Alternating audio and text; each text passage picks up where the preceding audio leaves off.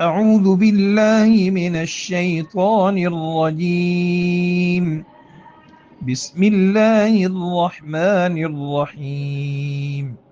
يا أيها الذين آمنوا قوا أنفسكم وأهليكم نارا وقودها الناس والحجارة۔ ترجمہ: اے لوگو جو ایمان لائے ہو، اپنے آپ کو اور اپنے اہل و عیال کو اس آگ سے بچاؤ جس کا ایندھن انسان اور پتھر ہوں گے،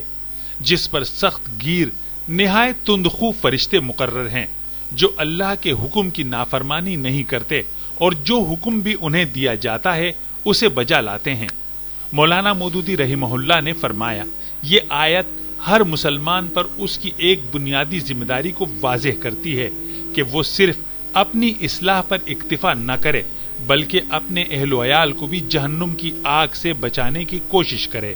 یہاں آگ سے مراد وہ جہنم کی آگ ہے جس میں نافرمان انسان اور پتھر بطور ایندھن ڈالے جائیں گے، اور جس کی سختی کا یہ عالم ہوگا کہ اس پر مقرر فرشتے سخت گیر اور تندخو ہوں گے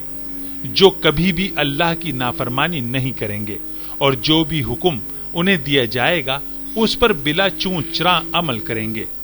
اس آیت میں والدین، سربراہان خاندان اور ذمہ دار افراد کو یہ سبق دیا جا رہا ہے